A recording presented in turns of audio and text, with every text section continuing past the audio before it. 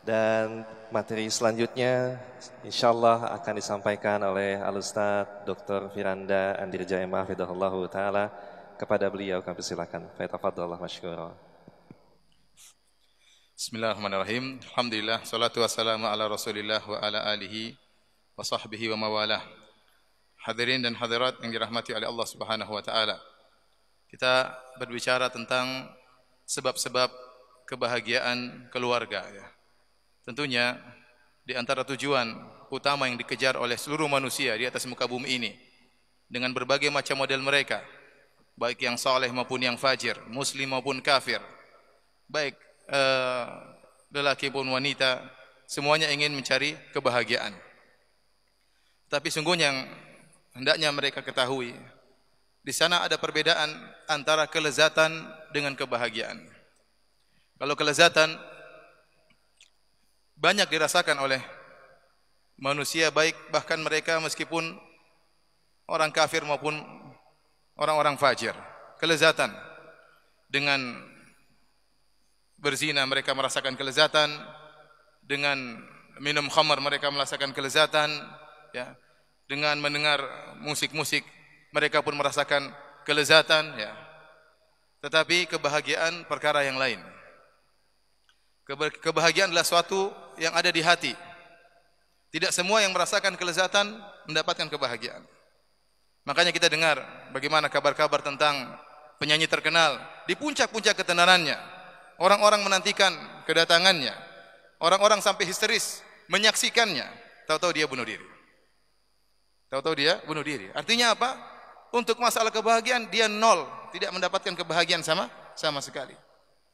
Kita juga melihat sebagian orang ya menjadi pejabat yang terkenal ya, yang mungkin kalau dia memerintahkan apapun ditaati ya.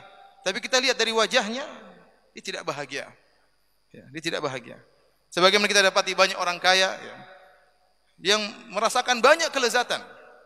Hari-hari diisi dengan hura-hura. Tetapi mereka kehilangan kebahagiaan. Karenanya kebahagiaan tempatnya di hati, berkaitan dengan hati seseorang. Dan kita sangat yakin sebagai seorang muslim bahwasanya yang mengatur hati kita adalah Allah Subhanahu wa taala. Bahkan di antara doa yang sering dibaca oleh Nabi sallallahu alaihi wasallam, ya muqallibal qulub, tsabbit qalbi ala dinik. Wahai yang bolak-balikkan hati manusia, ya, maka tegarkanlah hatiku di atas agamamu. Jadi kebahagiaan di tangan Allah Subhanahu wa taala. Yang menciptakan hati kita, yang memberikan kebahagiaan kita adalah Allah Subhanahu wa taala. Karenanya, hadirin dan hadirat yang dirahmati oleh Allah Subhanahu wa taala, para penganut agama manapun sepakat kalau ingin bahagia dekat dengan Tuhan. Antum ajak berbicara dengan penganut agama manapun. Ya. Mereka meyakini bahwasanya kalau ingin bahagia dekat dengan Tuhan mereka sesuai dengan syariat yang mereka yakini. Oleh karena ini perkara yang disepakati bahwasanya ingin bahagia dekat dengan pencipta hati seorang, yaitu Allah Subhanahu wa taala kalau dalam Islam. Karenanya dalil-dalil begitu banyak datang menyatakan bahwasanya kebahagiaan itu berbanding lurus dengan kesolehan. Kebahagiaan berbanding lurus dengan kesolehan. Bahkan Syekhul Islam Ibnu Taimiyah rahimahullah berkata, "Inna fid dunya jannatan man lam yadkhulha lam yadkhul jannatal akhirah." Sungguhnya di dunia itu ada surga. Barang siapa yang tidak masuk surga dunia, dia tidak akan merasakan surga di akhirat. Artinya apa? Seakan-akan Syekhul Islam Taimiyah mengatakan bahwasanya orang yang saleh, orang yang dekat dengan Allah Subhanahu wa taala, penghuni surga, dia pasti bahagia di dunia, pasti bahagia di dunia. Karenanya Ibnu Qayyim rahimahullahu taala tatkala menafsirkan firman Allah Subhanahu wa taala, "Innal abrara lafi na'im." Sungguhnya orang-orang yang baik, al-abrar, lafi na'im, sungguh-sungguh dalam kenikmatan. Yaitu dalam kenikmatan dalam 3 marhala kehidupannya. Di dunia dia berbahagia, di alam barzah dia berbahagia, terlebih lagi di akhirat. Jika Anda ternyata merasa kehilangan kebahagiaan, berarti ada sesuatu yang bermasalah dalam kesolehan Anda, dalam ketakwaan Anda kepada Allah Subhanahu wa taala. Nabi SAW, sebagaimana tadi hadis yang diisyaratkan oleh Dr. Irwandi hafizahullah taala, waktu menceritakan tentang kebahagiaan beliau berkata, arba'un minas sa'adah, 4 perkara dari kebahagiaan. Al-mar'atu salihah, kata Nabi SAW, yang pertama wanita yang salihah. Yang pertama Nabi sebut wanita salihah. Kemudian yang berkaitan dengan harta, al-maskanul wasi', rumah yang luas. Kemudian al-markabul hani, kendaraan yang enak, nyaman dipakai. Yang keempat Nabi berkata al-jarus saleh, tetangga yang saleh. Kenapa Nabi SAW sebutkan 4 perkara ini? Istri, tempat tinggal, kendaraan, tetangga, karena ini 4 yang selalu melazimi seseorang dalam kehidupannya. Selalu dekat dengan dia, istrinya, rumahnya dia tinggali, kendaraannya dia gunakan, tetangganya. Tetapi perhatikan di sini, yang pertama kali Nabi sebutkan tentang kebahagiaan adalah al-mar'atus salihah, istri yang salihah. Kalau kita ingin bahagia, harus punya istri yang salihah. Karenanya setelah itu Nabi berkata, arba'atun minasyaqawah, 4 perkara dari kesengsaraan. Al-mar'atus su', wanita yang tidak salihah, yang menjengkelkan, yang banyak nuntut. Dalam riwayat, tahmilu lisanaha alaik, selalu mengumpatmu, selalu menuntut dengan lisannya, selalu mencibirmu. Ini kesengsaraan. Kalau ada seorang punya istri seperti ini, ketahuilah dia termasuk lelaki yang paling menderita di dunia ini.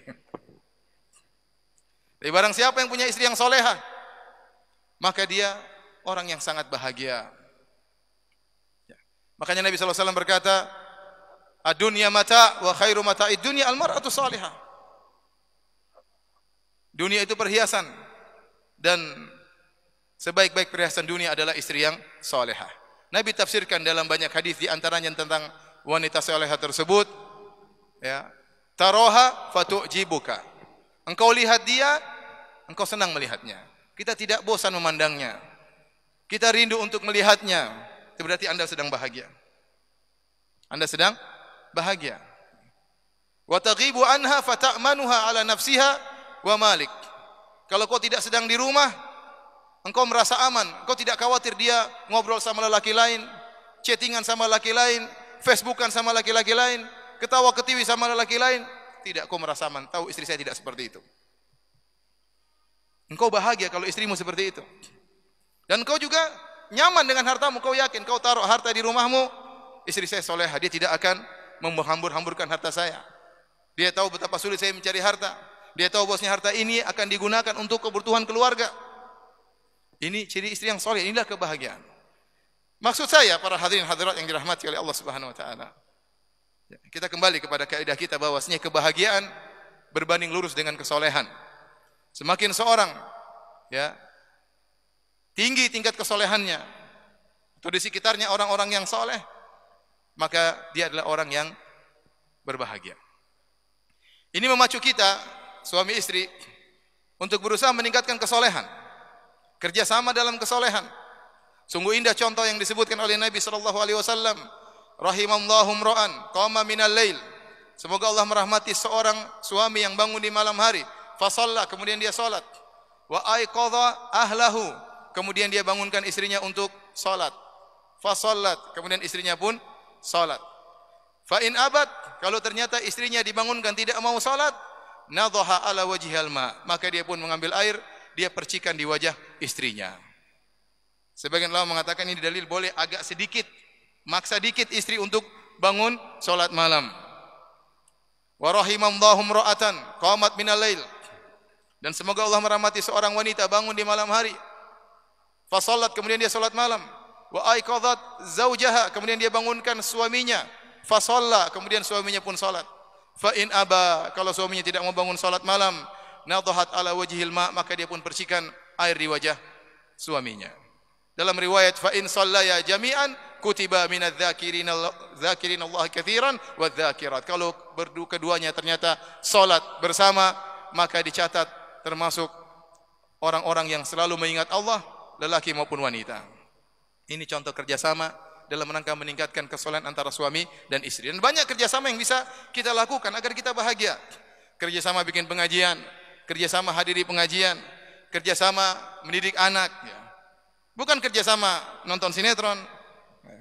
Papi ada film bagus, ceweknya cantik, papi sini papi. Ini kerjasama dalam menghilangkan kebahagiaan.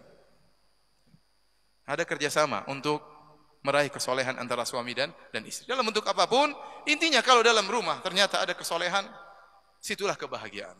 Kita dapati sebagian orang dia tidak bisa bahagia di rumah. Dia cari kebahagiaan di luar. Baik istri maupun suami. Sebagian istri tidak bisa bahagia kecuali di mall. Dia ke mall, kepalanya pening. Kemana? Ke mall. Ganti suaminya yang pening kalau ke mall. Sakit kepalanya pindah ke suaminya. Sebagian lelaki juga tidak bisa bahagia di rumah. Maunya bahagia kalau ketemu kawan-kawannya. Itu bukan orang yang bahagia. Yang bahagia sesungguhnya adalah yang bisa bahagia di rumah. Saya katakan sebagaimana seorang lelaki menderita dan sengsara. Sebagaimana tadi sabda Nabi SAW. Arba'atum minasyaqawah. 4 di antara hal penderitaan. Al-mar'atu su', wanita yang buruk. Demikian pula wanita sangat menderita kalau memiliki suami yang buruk. Yang tidak menunaikan hak-hak sang istri. Maka ini poin yang menjadi pembahasan kita bahwasanya kesolehan adalah sumber kebahagiaan. Karenanya di antara turunannya dari hal ini yang ditekankan oleh para ulama untuk meraih kebahagiaan berdoa. Berdoa. Al-amru biyadillah, perkara di sisi Allah Subhanahu wa taala. Betapa banyak seorang istrinya enggak soleha. Dia salat malam menangis dalam sujudnya, berdoa, ya Allah jadikan istri saya soleha. Tahu-tahu istrinya soleha. Betapa banyak dia menderita melihat anaknya nakal luar biasa. Tapi dia salat malam, dia puasa sunnah, berdoa kepada Allah Subhanahu wa taala, tiba-tiba anaknya berubah. Dan itu banyak terjadi. Minta kepada Allah Subhanahu wa taala kebahagiaan. Ajari anak-anak untuk berdoa. Sejak kecil ajari anak-anak untuk berdoa. Mendoakan kedua orang tuanya. Latih mereka. Nak, sudah doain ayah dan ibu belum? Kemudian ajari mereka juga untuk mendoakan di antara mereka, kakak adik mereka. Ini sering kita lupa. Ajar anak kita yang pertama doain adiknya. Ajar adiknya doain apa? Kakaknya. Sehingga timbul mereka saling mencintai di antara anak-anak tersebut. Kalau para anbiya, mereka dahulu mendoakan anak-anak mereka. Rabbi ja'alni muqimas salati wa min dzurriyyati. Nabi Ibrahim berdoa, ya Allah jadikan penegak salat dan juga anak-anakku. Dan di antara ciri-ciri penghuni surga, ibadur rahman, ciri-ciri mereka mendoakan anak istri mereka. Alladzina yaquluna rabbana hab lana min azwajina wa dzurriyyatina qurrata a'yun waj'alil muttaqina imama. Mereka berdoa, ya Rabb kami, anugerahkanlah kepada kami istri dan anak-anak yang menyujukkan pandangan kami. Ya, qurratu ain maksudnya kebahagiaan. Itu istilah bahasa Arab, qurratu ain artinya kebahagiaan. Kebahagiaan. Jadi doa sangat penting. Anak-anak diajari untuk berdoa. Karena kalau tidak berdoa, syaitan akan mudah masuk dalam kehidupan keluarga kita. Dan Allah Subhanahu wa taala telah berfirman dalam surat Al-Isra tentang syaitan, kata Allah, wasyarikhum fil amwali wal aulad. Dan besertalah dengan mereka dalam harta mereka dan anak-anak mereka. Jadi syaitan beserta dalam keluarga seseorang. Ikut serta dalam harta mereka, ikut serta dalam anak-anak mereka. Dan syaitan tentu merusak kebahagiaan. Maka jika seorang ingin meraih kebahagiaan, sering berdoa. Ajari anak-anak untuk berdoa dari doa-doa yang dianggap sepele, padahal tidak sepele, tapi doa. Makan, doa masuk WC, keluar WC, dia mau tidur. Ya. Saya bacakan satu hadis dalam Musnad Al-Imam Ahmad. Bagaimana syaitan berusaha untuk ikut serta dalam kehidupan seseorang, masalah makanan. Ya. Kata Hudzaifah ibn al-Yaman radhiyallahu taala anhu, kunna idza hadarna ma'an nabi sallallahu alaihi wasallam ala ta'amin lam nadha aydiyana hatta yabda Rasulullah sallallahu alaihi wasallam fayadha ayadahu. Kami dahulu kalau bersama Nabi akan makan, kami tidak meletakkan tangan kami kecuali Nabi yang pertama kali makan terlebih dahulu. Sebagai bentuk penghormatan terhadap Rasulullah sallallahu alaihi wasallam. Nabi mulai makan baru kemudian para sahabat ikut makan bersama Nabi berjamaah. Kemudian kata Hudzaifah, "Wa inna hadarna ma'ahu ta'aman." Suatu hari kami akan makan bersama. Faja'at jariyatun ka'annama tudfa. Maka tiba-tiba ada seorang datang, wanita ya. Kemudian seakan-akan budak wanita, seakan-akan dia didorong. Seakan-akan dia didorong. Kemudian fadhahabat tad'u yadaha fi ta'am. Kemudian dia meletakkan tangannya di makanan, mau makan. Nabi belum mulai, dia sudah mulai makan. Fa akhadha Rasulullah sallallahu alaihi wasallam bi yadiha. Maka Rasulullah SAW pegang tangan budak wanita kecil tersebut. Kemudian waja'a Arabiyun, datang seorang Arab Badui. Ka'annama yudfa, seakan-akan dia terdorong. Ada yang mendorong dia untuk segera makan. Ya. Fadhahaba yadha'u yadahu fi ta'am, kemudian dia meletakkan tangannya di makanan mau mulai makan. Maka Nabi SAW pegang tangannya. Kemudian Rasulullah SAW berkata, "Inna syaitana." Ini perhatian kita di sini. "Inna syaitana yastahilla at-ta'am idza lam yudhkar ismullah alaih." Sungguhnya setan menjadikan makanan halal bagi setan jika makanan tersebut tidak disebutkan nama Allah Subhanahu wa taala. Jadi dia didorong seakan setan yang dorong, dia ingin segera makan tanpa menyebut nama Allah, buru-buru. Kemudian Nabi menjelaskan ya, "Wa innahu jaa'a bi hadhil jariyah." Sungguhnya setan mendatangkan anak budak wanita ini agar menghalalkan makanan bagi dia. Ya, dan dia mendatangkan Arab Badui ini untuk menghalalkan makanan bagi dia. Ini penjelasan Nabi sallallahu alaihi wasallam. Oleh karenanya kita harus yakin bahwasanya di antara perusak kebahagiaan kita adalah syaitan.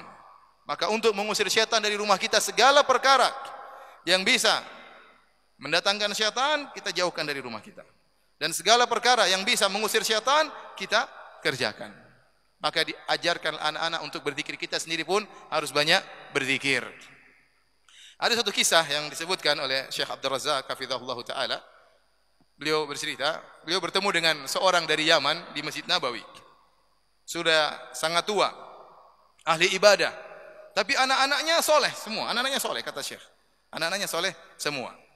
Padahal kata Syekh, orang ini dia perhatian sama anak tidak begitu dalam, tidak seperti sebagian orang anaknya benar-benar diperhatikan, dibawa ke tempat tahfidz Quran, datangkan guru. Orang ini ya, dia tidak terlalu perhatian sama anak-anaknya, tetapi aneh.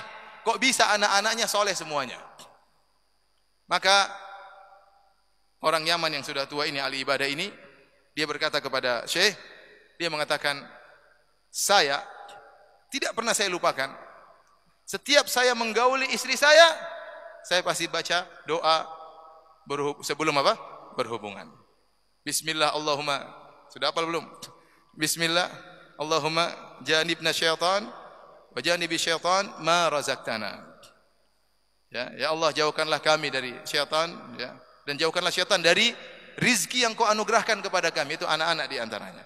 Nabi waktu menyampaikan doa ini kata Nabi sallallahu alaihi wasallam, "Fa innahu in yuqaddar bainahuma waladun fi dzalika lam yadhurruhu syaitanun abadan." Seandainya kalau Allah mentakdirkan hasil pergaulan tersebut ada anak, maka syaitan tidak akan bisa memberi kemudaratan kepadanya selamanya. Para ulama berselisih tentang apa makna syaitan tidak bisa mengganggunya selamanya. Di antara pendapat artinya anak ini akan menjadi anak soleh. Bukan anak yang maksum yang tidak pernah salah. Dia mungkin salah, dia mungkin nakal, tapi dia akan jadi anak soleh. Ini di antara fungsi doa. Ya, karenanya antum ya ajarkan istri antum juga kalau ingin berhubungan jangan lupa baca doa ini. Yang masih jomblo persiapan hafal. Hafalan ya. Jadi ini di antara fungsi berdoa agar kita bisa meraih kebahagiaan. Di antara yang juga merupakan turunan daripada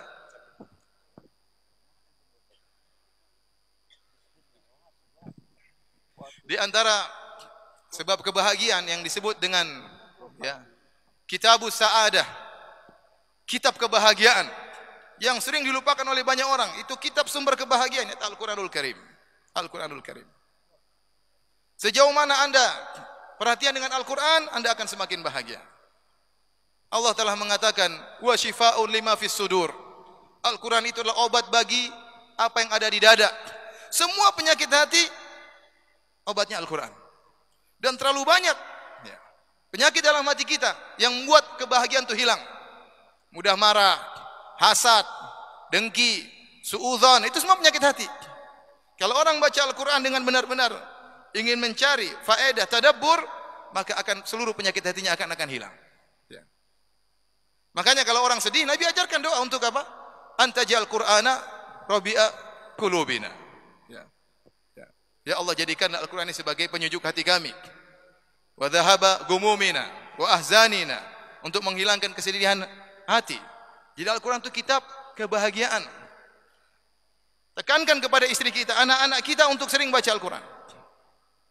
Dan subhanallah, saya tidak pernah melihat ya. Artinya saya juga jarang melihat banyak orang, tapi saya begitu melihat orang yang sangat perhatian sama Al-Quran, di antaranya Syekh Abdul Razak hafizahullah taala. Padahal dia bukan guru Al-Quran. Padahal dia bukan guru tajwid ya. Kalau guru tajwid hafal Quran ya wajar lah. Guru tajwid tiap hari baca Quran ya itu dia kebahagiaan dia di situ. Dia guru tajwid. Tetapi Syekh Abdul Razak dai ya, luar biasa kalau baca Al-Quran. Ya, antum bisa tanya Ustaz Murtadha juga yang selalu menemani beliau murajaah. Kemarin dalam safar kemarin saja, ya saya tidak bicara safar-safar yang dulu. Tapi safar kemarin saya bersama beliau baca Quran. Ya. Di pesawat baca Quran. Tatkala lagi di MRI baca Quran. Tatkala di Bekam ya, 40 menit baca Quran. Ya. Saya naik pesawat sama kawan, dia lihat saya sama kawan yang lain, sudah kamu di sana, saya mau baca Quran. Ini Firanda, kamu ngobrol aja, saya baca Quran. Jadi baca Quran, suruh saya pegang, nyimak. Luar biasa perhatian terhadap Al-Quran. Tidak berhenti baca Quran. Ya. Ada waktu baca Al-Quran, ada waktu baca Al-Quran. Subhanallah. Kita jauh dari hal tersebut ya. Karenanya, ikhwan dan akhwat, saya wasiatkan kepada diri saya dan juga kepada keluarga saya dan juga kepada antum semua, perhatian terhadap Al-Quran. Kita sekarang di zaman kita berteman dengan sesuatu yang menghilangkan kebahagiaan kita. Kalau Nabi dahulu mengatakan almar'u ala dini khalilihi, seorang berdasarkan agama sahabatnya. Falyanzur ahadukum man yukhalil, maka hati-hatilah seorang hendaknya melihat siapa yang akan menjadi sahabatnya. Dia mengatakan mathalul jalisis saleh, perumpamaan teman yang baik, perumpamaan teman yang buruk. Nabi ingatkan untuk milih teman. Sekarang teman kita berjam-jam dengan teman kita tuh, zaman sekarang namanya HP. Lebih akrab HP ku daripada teman-temanku. Kemudian waktu habis baca hal yang tidak bermanfaat, melihat komentar-komentar orang, bertengkar kita baca. Sementara hari-hari berlalu, lembaran-lembaran Al-Quran tidak kita baca. Bagaimana mau bahagia? Anda ingin cari bahagia dengan baca Facebook? Anda ketawa, ada kelezatan, iya, tapi tidak ada kebahagiaan. Saya sudah bilang tadi, bedanya antara kelezatan dengan kebahagiaan. Anda lihat orang bertengkar di medsos, Anda senang, menarik. Anda lihat berita ghibah, menarik. Tapi apakah Anda bahagia? Tidak bahagia. Setelah Anda baca tersebut, ada kebahagiaan dicabut oleh Allah. Tapi kalau Anda baca Al-Quran di HP, tidaklah waktu berlalu kecuali kebahagiaan Allah tambahkan kepada diri Anda. Oleh karena hati-hati. Ini perusak kebahagiaan di antaranya HP. Tontonan yang kita lihat di HP.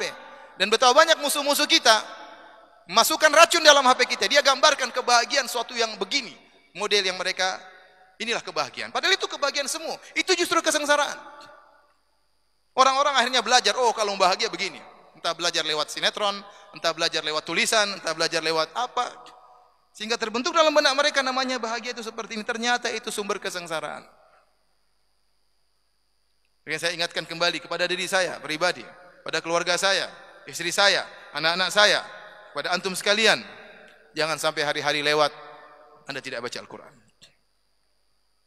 Bagaimana bahagia sementara sumber kebahagiaan datang dari Allah Subhanahu wa taala. Kemudian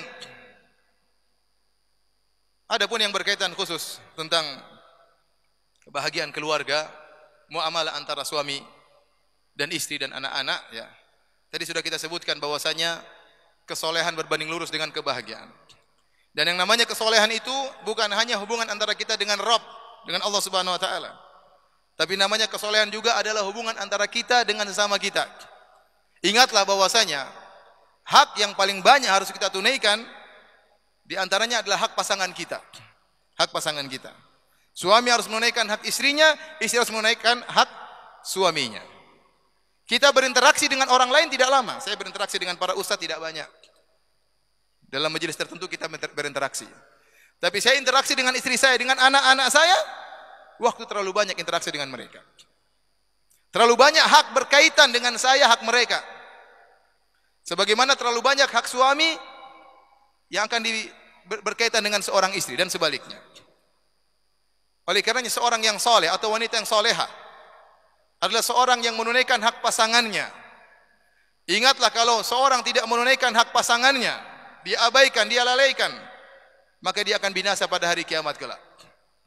Di antara tafsiran yang disebutkan oleh para ulama tentang firman Allah Subhanahu wa taala, "Fa idza ja'atis sakhah." Tatkala ditiupkan sangkakala, pertanda hari kiamat. Yauma yafirrul mar'u min akhihi. Seorang akan lari dari saudara kandungnya. Wa ummihi wa abihi, dia akan kabur meninggalkan ayah dan ibunya. Wa sahibatihi wa banihi, dia akan lari meninggalkan istrinya dan anak-anaknya. Di antara tafsiran para ulama, kenapa dia takut dituntut oleh mereka? Dia takut dituntut oleh mereka. Ada hak ibunya yang tidak dia tunaikan, dia takut ibunya tuntut dia, maka dia kabur. Ada hak ayahnya tidak dia tunaikan, dia takut dituntut oleh ayahnya, dia kabur. Ada hak istrinya tidak dia tunaikan, dia takut istrinya mencari dia dan menuntutnya, maka dia kabur. Anak-anaknya dia pun kabur dari anak-anaknya, dia tahu bahwasanya di dunia dia tidak menunaikan hak-hak anak-anaknya. Maka ini perkara khatir, berbahaya. Dalam masalah rumah tangga, antum bisa meraih derajat yang sangat tinggi dan sebaliknya juga bisa meraih derajat yang rendah karena banyak hak-hak pasangan antum yang antum tidak tunaikan. Dan ini juga berkaitan dengan kesolehan. Jadi antara sebab kebahagiaan adalah masing-masing menunaikan hak pasangannya, menunaikan hak pasangannya. Tentunya membahas tentang hak suami istri sangat panjang, tidak cukup waktu untuk kita bahas pada kesempatan kali ini. Kemudian di antara sebab-sebab kebahagiaan dalam kehidupan rumah tangga yaitu mengajarkan akhlak yang mulia. Mengajarkan akhlak yang mulia.